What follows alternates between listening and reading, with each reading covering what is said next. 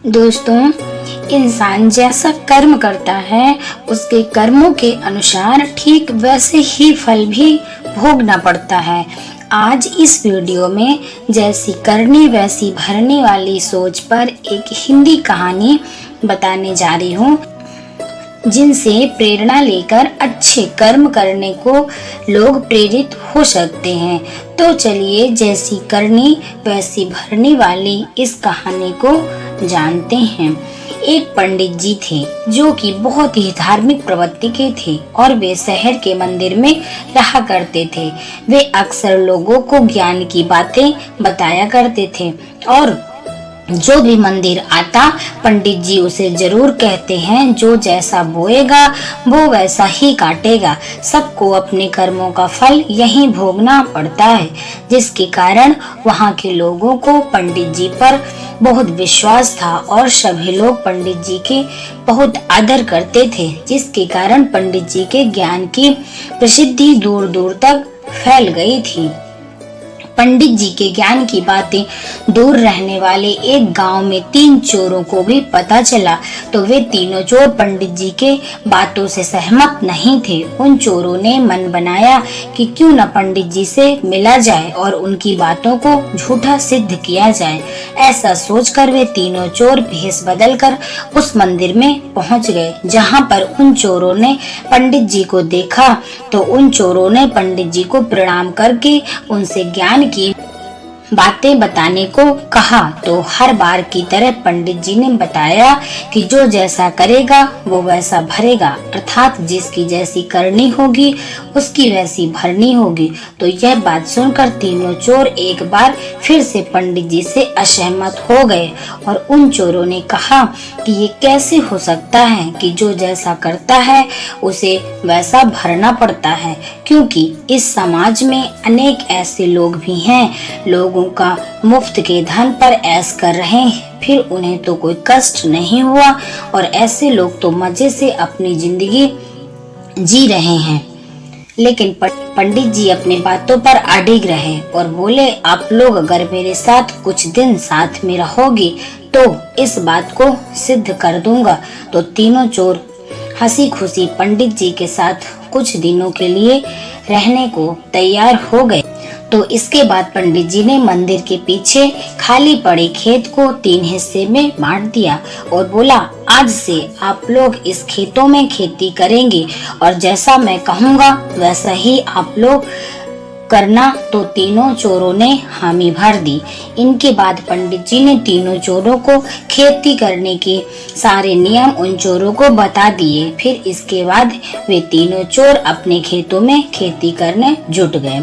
एक चोर अपने खेतों में खूब मेहनत करता और कोई समस्या होती तो पंडित जी से सहायता लेता और इस प्रकार वह एक अच्छे किसान की तरह अपने खेतों में खूब अच्छी फसल लगा दिया।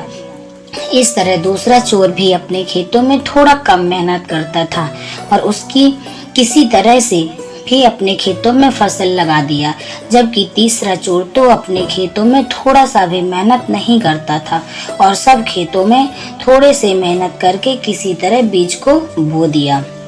और कुछ महीनों पश्चात जब तीनों चोरों की फसल तैयार होने का समय आ गया, पंडित जी बोले, चलो अब मैं आप लोगों की फसल को देखूंगा कि किसकी फसल कैसी हुई है। इसके बाद पंडित जी जब खेत पर पहुंचे तो देखा कि पहले वाले चोर की फसल काफी अच्छी लगी है, जबकि दूसरे वाले चोर की फसल थोड़ा कम लगी है और तीसरे वाले चोर के खेत में नाम मात्र के खेत में कहीं कहीं फसल लगी हुई है, जिसको देखकर पंडित जी ने उन तीनों चोरों से कहा, देखो जो जैसा किया उसकी वैसी फसल लगी हुई है, अर्थात जिसने अपने खेत में जितना अच्छा काम किया है उसकी फसल सबसे अच्छी लगी हुई है। इस प्रकार आप तीनों लोग समझ सकते हो कि जो जैसा और जितना मेहनत करेगा उसे वैसा ही उतना अपने मेहनत का फल यानी उसकी फसल तैयार होगी।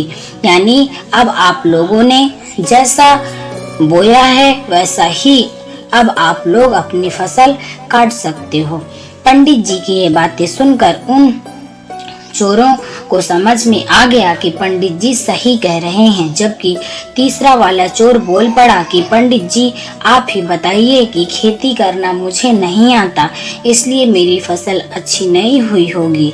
लेकिन पहले मैं चोर था, खूब चोरी किया और हमेशा खुशहाल रहा। कभी मुझे अपने गलत कामों के लिए कोई सजा नहीं मिली।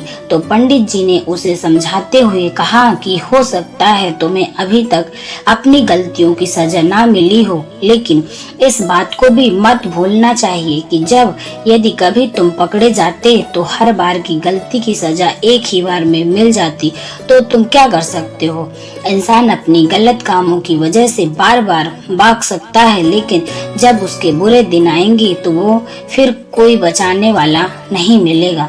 पंडित जी की ये बातें सुनकर उन चोरों की आंखें खुल गईं और तुरंत पंडित जी के पैरों में गिर पड़े और अपनी गलती मान ली। इसके बाद तीनों चोरों ने चोरी छोड़ देने के साथ ही पंडित जी के साथ रहने को तैयार हो गए और फिर वे पंडित जी के सच्चे सेवक बन गए।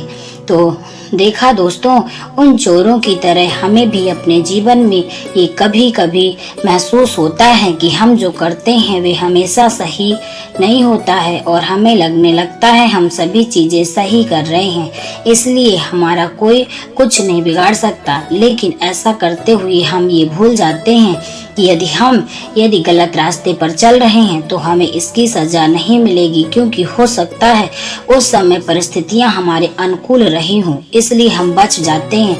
लेकिन हमें इस बात का भी ख्याल रखना चाहिए, हर दिन, हर समय, हर परिस्थितियां हमारे अनुकूल नहीं रह सकती।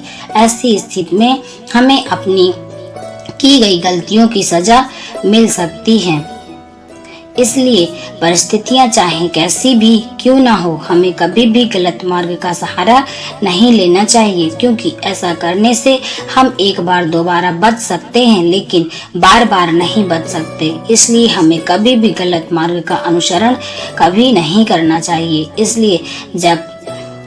इसलिए जैसा कि कहा भी गया है, जैसी करनी वैसी भरनी। तो आप सबको ये हिंदी कहानी कैसी लगी प्लीज हमें जरूर बताइएगा और इस कहानी को शेयर भी जरूर करिएगा। आप सभी लोगों का धन्यवाद। मैं फिर प्रस्तुत होंगी आप लोगों के सामने कुछ ऐसी समझदार स्टोरी, समझदार बातों को लेके। तब तक के लिए आप सभी लोगों से जय श्री कृष्णा, जय श्री राधे।